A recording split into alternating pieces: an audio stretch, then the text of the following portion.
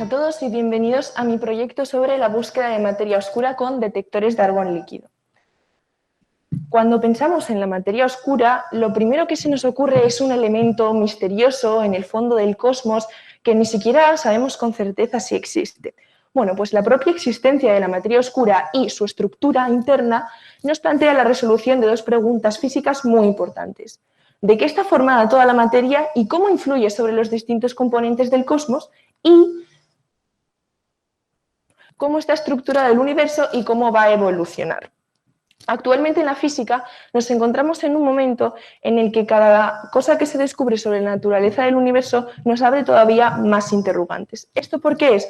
Porque se desconoce más del 95% de la naturaleza del universo, conformando este 95% el 27% de la materia oscura y el 68% la energía oscura, siendo el restante 5% la materia ordinaria que todos conocemos.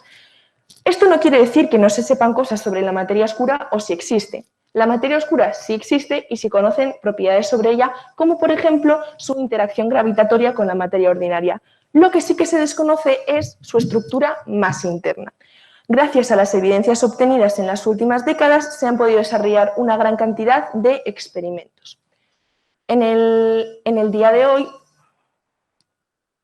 voy a hablaros en primer lugar sobre las diferentes evidencias que se tienen sobre la existencia de la materia oscura, posteriormente de su importancia en el cosmos y de las distintas propiedades que presenta que hemos descubierto hasta ahora, los distintos candidatos que se han desarrollado por la comunidad científica y los distintos detectores o métodos de detección que se han desarrollado para poder detectarla.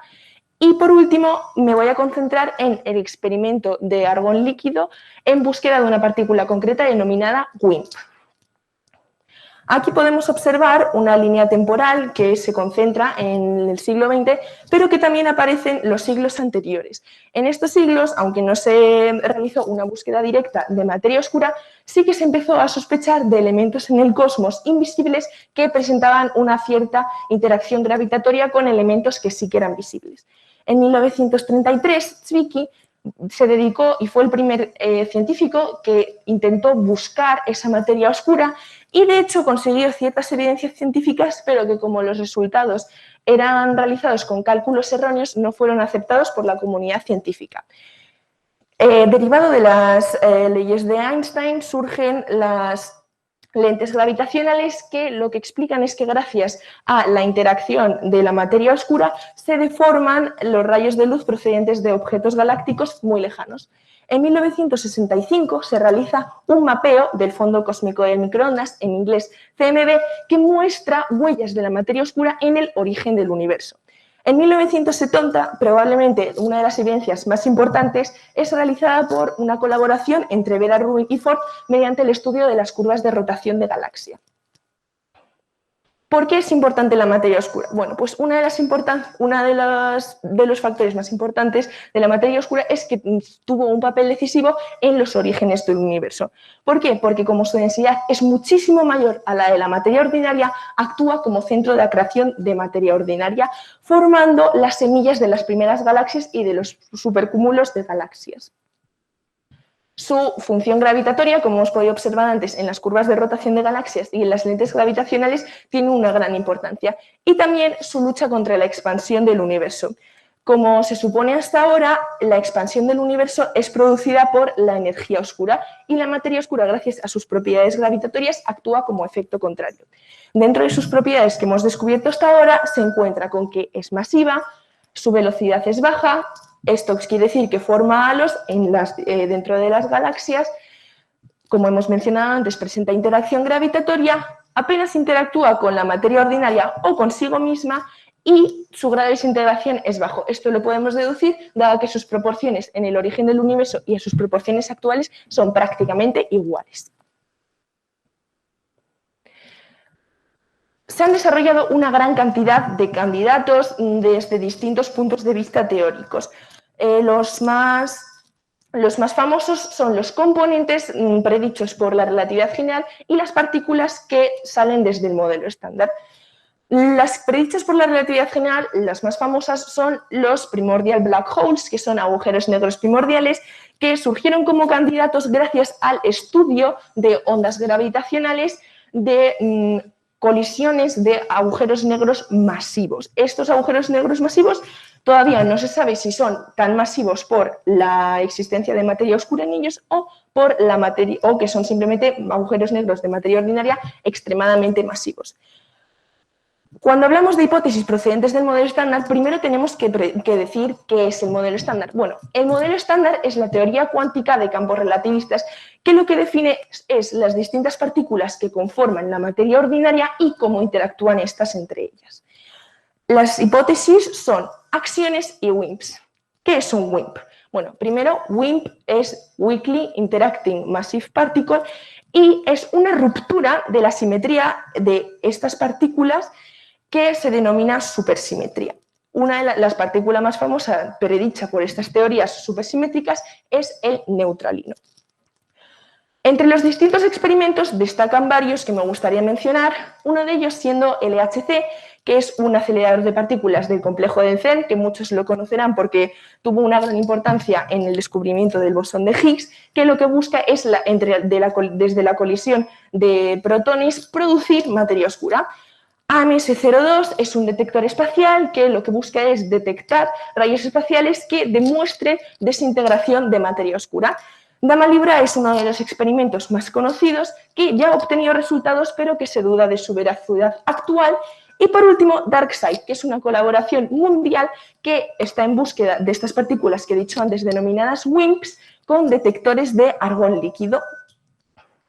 Bien, me voy a concentrar ahora en DarkSide, que como vemos es este detector de aquí, que consiste en dos partes fundamentales. El TPC, que es la cámara principal que tiene una alta sensibilidad, y el criostato en el que se encuentra el argón líquido. ¿Cómo se produce la detección? Pues se detecta gracias a la interacción entre el WIMP, que es esta partícula candidata a materia oscura, y el argón.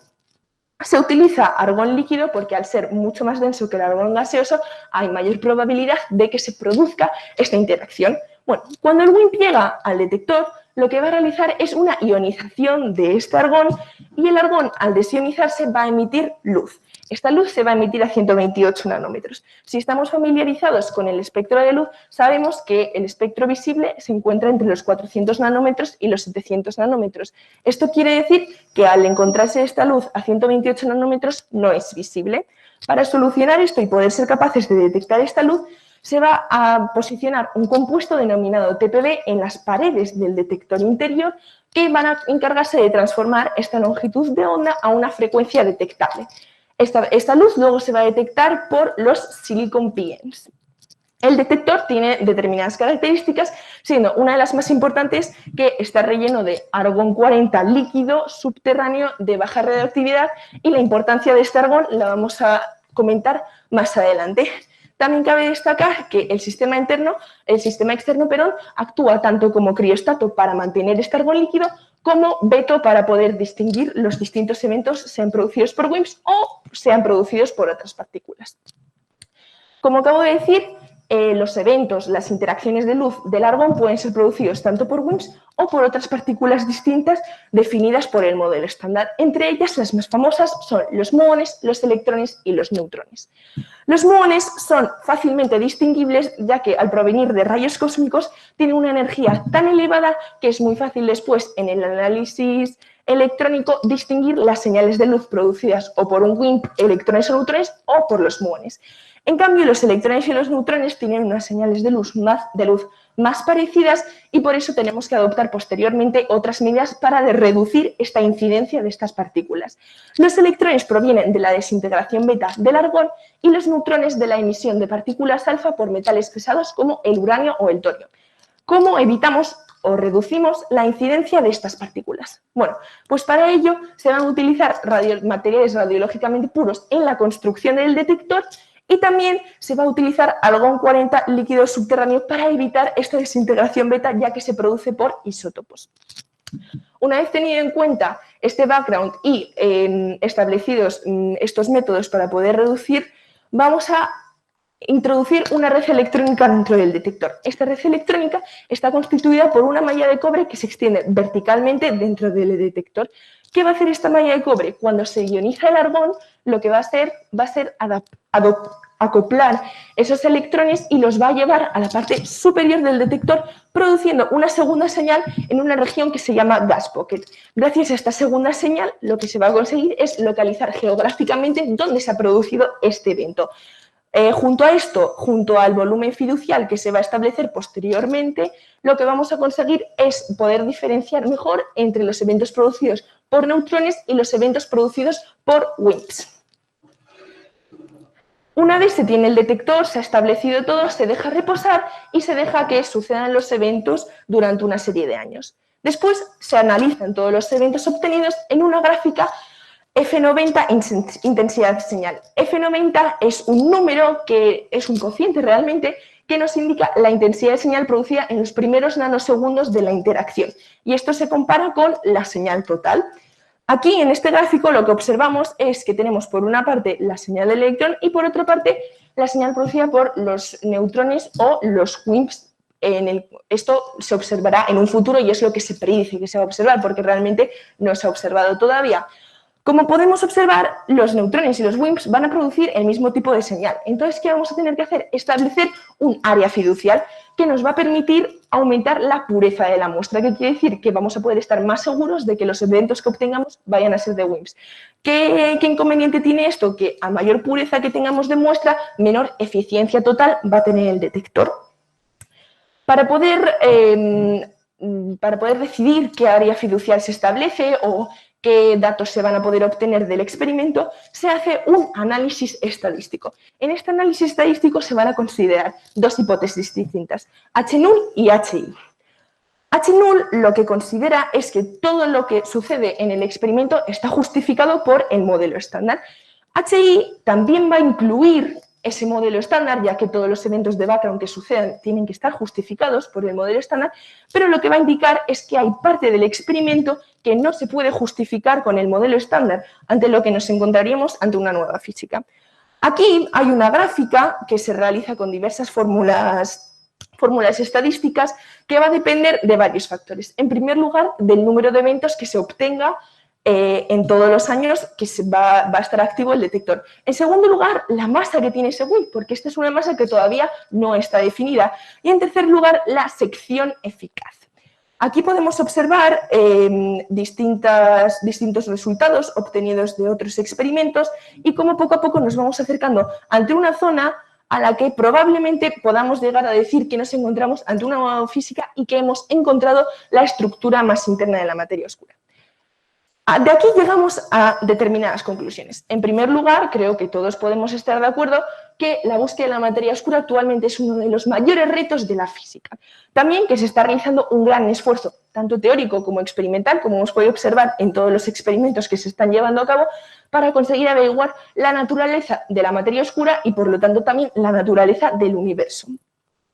Y por último, quiero también deciros que de aquí a una década se prevé de que se pueda averiguar cuáles son estos constituyentes de materia oscura gracias o a este experimento o a otros muchos que se están realizando.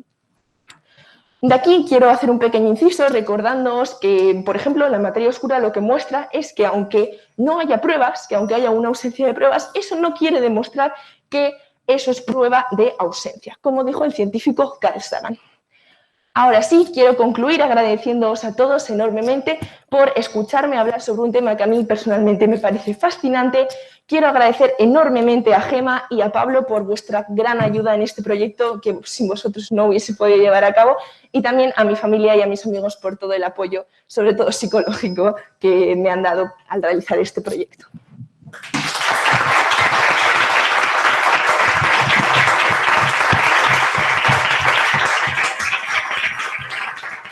Muchas gracias, Nora. Yo te debo confesar una cosa, y es que mi conocimiento de la materia oscura es tan oscuro como la materia que estás contando, ¿no?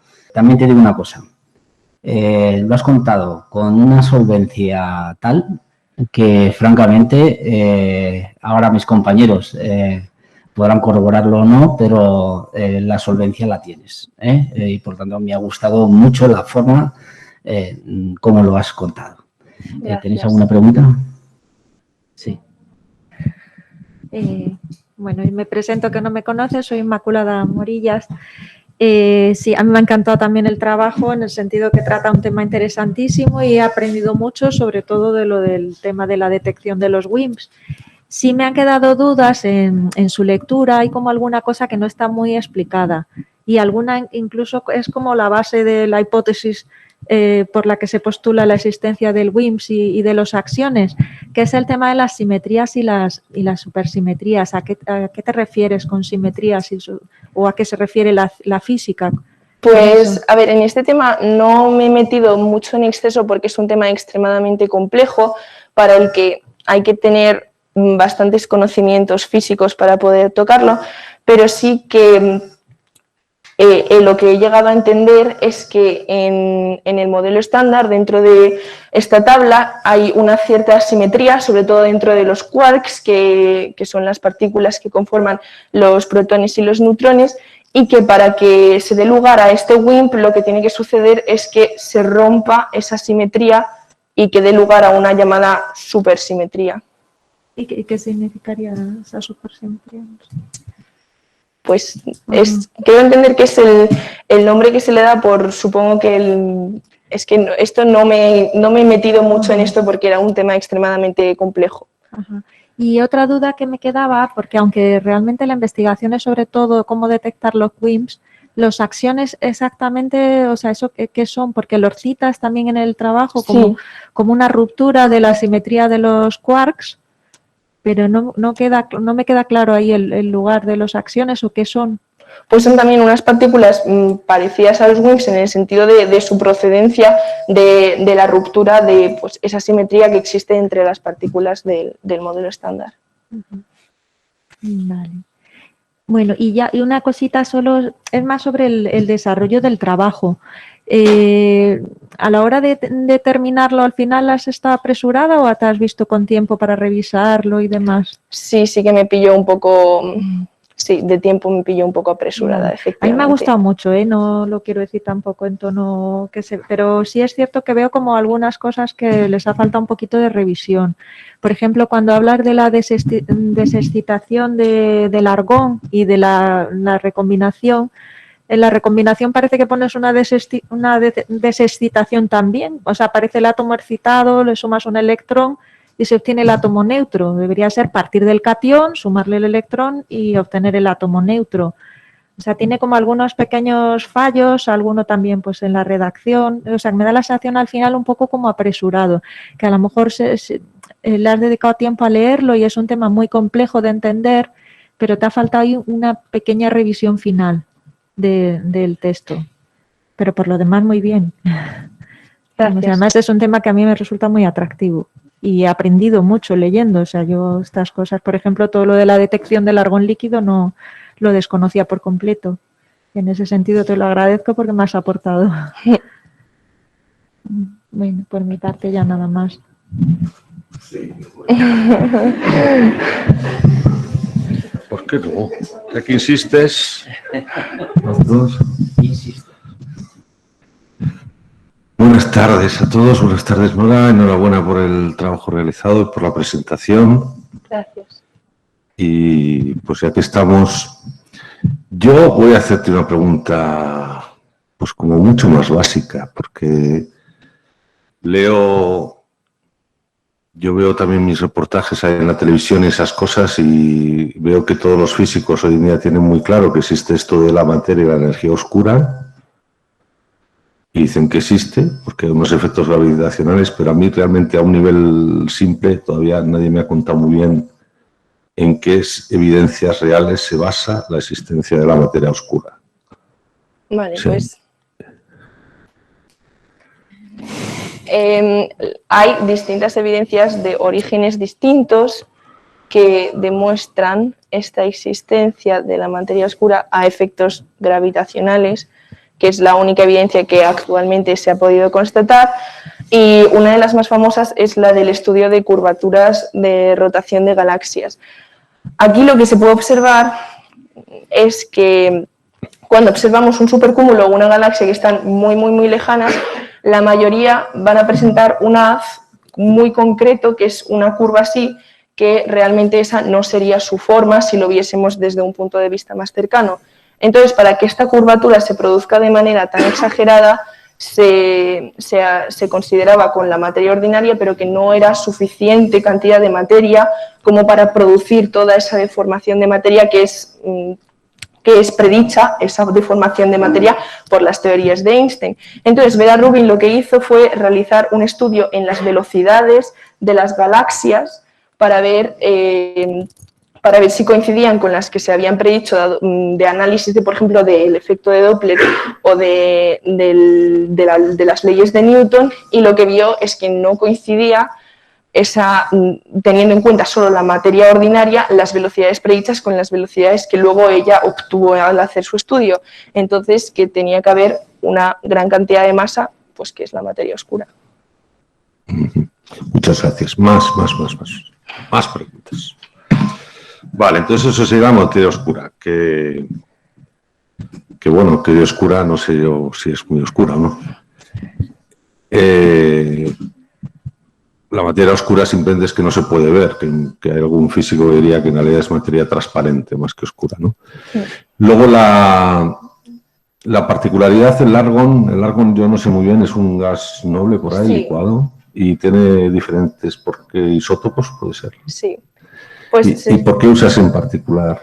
Pues se escoge el argón, bueno, en primer lugar se escoge el argón 40 porque es mucho más estable que el argón 39, que es el que produce las desintegraciones beta, y se escoge el argón porque en la señal que se produce para coger la fracción de luz, que es el F90, que es luego la gráfica que hemos podido observar con el análisis de datos.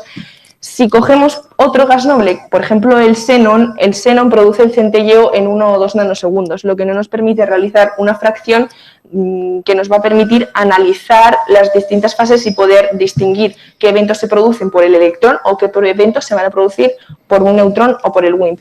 Mientras que el argón, la señal que produce va a ser mucho más larga, va a ser de unos 100 nanosegundos, y esto nos va a permitir luego realizar un cociente en el que se pueda distinguir verdaderamente esto se llama pulse shape discrimination, en lo que podamos poder discriminar qué eventos son producidos por electrones o qué eventos son producidos por WIMPs o neutrones. Vale, muchas gracias. Más preguntas.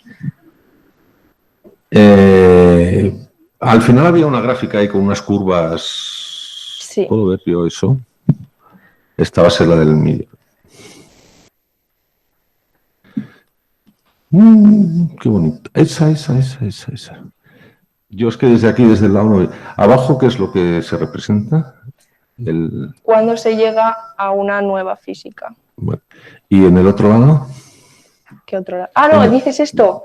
Sí. Ahí. La masa del WIMP. ¿Y en el otro eje? La sección eficaz. ¿Y qué es la sección eficaz? A ver, pues la sección eficaz... Ay, madre mía. Vale, la sección eficaz está asociada a una cosa que se llama p-value, que es de probabilidad y estadística. Entonces, esto lo que nos indica es la probabilidad que tenemos de descubrir una partícula nueva. Dentro de la sección eficaz viene incluida el número de eventos, como he mencionado antes, y también la masa y todo eso de unas fórmulas muy complejas. Entonces, la sección eficaz, cuanto menor sea, más probabilidad va a haber de que nos encontremos, o sea, nos va a indicar de que hay una mayor certeza de que nuestro experimento es correcto y de que los eventos son verdaderamente WIMPs. Vale, pues muchísimas gracias por todo, te doy enhorabuena y gracias por tus explicaciones. Muchas gracias, Nora. Yo no sé si desde casa hay alguien que quiera participar y hacer alguna pregunta que sea pertinente. O desde el público. El tutor, Pablo, ¿puedes hablar? Pablo García. Sí, sí. No sé si su tutor externo quiere comentar algo o simplemente ya dejamos. No sé si me oís. Lo escuchamos perfectísimamente. Gracias. Es que durante la presentación he tenido que bajarme la aplicación al móvil porque desde mi ordenador no podía hablar. Bueno, primero quiero dar la enhorabuena al Instituto por organizar este tipo de actividades. Creo que motivar a la gente joven a que haga ciencia es tremendamente importante y que haya más vocaciones de científicos y sobre todo de científicas, que las mujeres también se formen, entiendan que son parte de esta aventura. También felicito a Nora porque ha hecho un esfuerzo ímprobo en meterse en los entresijos de un tema que es abstruso y difícil de explicar. Algunas preguntas, por ejemplo, no las ha sabido contestar muy bien, pero eso no es, digamos, un fallo suyo. Yo debo decir que por culpa de la pandemia no hemos podido interaccionar suficiente y al final se nos ha echado el tiempo encima y no hemos podido revisar en suficiente detalle el trabajo, por eso puede haber alguna pequeña imprecisión. Y algunas de las preguntas que habéis hecho son tremendamente complicadas. Por ejemplo, entender la ruptura de la simetría del modelo estándar es algo casi de nivel de máster o de doctorado. Es muy difícil de entender, ¿no? Aunque lo hemos hablado, y si se lo recuerdan ahora dirá, sí, ahora me acuerdo, pues ahora mismo obviamente no se acuerda. Es un tema muy complicado porque entender la simetría, grupos de simetría es algo que se estudia en los últimos años de la carrera. Entonces, bueno, sí, él tiene una idea que está motivado por ciertas asimetrías del modelo estándar y creo que es suficiente para el nivel de bachillerato y otras peculiaridades del argón y demás. Lo que yo quiero recalcar es que es un tema complicado y que no solamente ha profundizado en los temas teóricos de las hipótesis de los WIMPs, sino que se ha empapado de algo que normalmente no se escucha y es de todas las técnicas experimentales que se utilizan en estos detectores para detectar los WIMPs. Evidentemente, condensar en 15 minutos todo es muy difícil y ya digo que es un tema de gran complejidad, pero bueno, las interacciones que hemos tenido en nuestras reuniones, ella desde luego que se ha enterado de cuáles son estos entresijos y lo ha plasmado en el trabajo con mayor o menor detalle y bueno, y de hecho por las preguntas que hacía es bastante evidente que ha interiorizado buena parte de esos conceptos, ¿no? Sí es cierto que hay algunas imprecisiones, pero también esos trabajos yo no creo que haya que verlos como cosas cerradas, sino una oportunidad para dejar puertas abiertas y profundizar en estos temas, sea la materia oscura u otro de los temas que trabajáis en el instituto, pues que les sirva un poco de motivación para seguir profundizando en el tema. Entonces no habría que verlo como un trabajo a lo mejor de fin de grado o de fin de máster, que tiene que ser algo realmente cerrado, sino como una oportunidad, algo que deje incógnitas abiertas y que motiva a seguir estudiando. Sí, bueno, en resumen, ya acabo. Creo que es un trabajo muy bueno.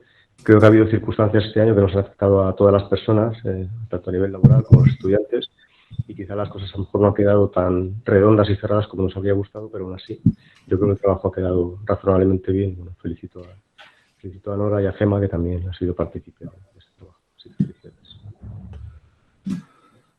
Hola Pablo, muchas gracias por tu introducción. Yo soy Miguel de Castro, no sé si me ves. Bueno, tú sabes que yo, en fin, me he dedicado muchos años a calcular secciones eficaces y demás con compañeros de estudios incluso y gente que conoces. Son preguntas y sé que esto está muy por encima porque yo la primera vez que vi una sección eficaz aplicada a esto estaba haciendo el doctorado. O sea, imagínate dónde estaba todo esto con el señor. Pero bueno, a Nora hay que pincharle un poco a ver hasta que dónde estira y la verdad es que el trabajo es fantástico y solo con llegar a la mitad de lo que ha hecho ya es mucho. O sea que tú por esos pequeños desviaciones y cosas y le ponemos un poco en dificultades a ver si resiste. Pero está fantástico. Un saludo, Pablo. Gracias, me contesto. Sí, me acuerdo, nos hemos visto en persona y no, vamos, a mí me parece bien. Yo creo que cuando está bien que los estudiantes se vayan acostumbrando ya desde estas edades, que cuando presentan un trabajo les tienen que pinchar con el alfiler, porque les pasará durante la carrera, les pasará en el TCG, el TCM, se hacen un doctorado y si luego presentan su trabajo, sea en una empresa o en un ámbito de investigación, no te van a preguntar lo que te sabes, te van a hacer preguntas difíciles, hay que acostumbrarse, hay que sufrir, hay que sudar frío sobre todo cuando no sabes unas respuestas. A mí me parece francamente bien como lo habéis planteado.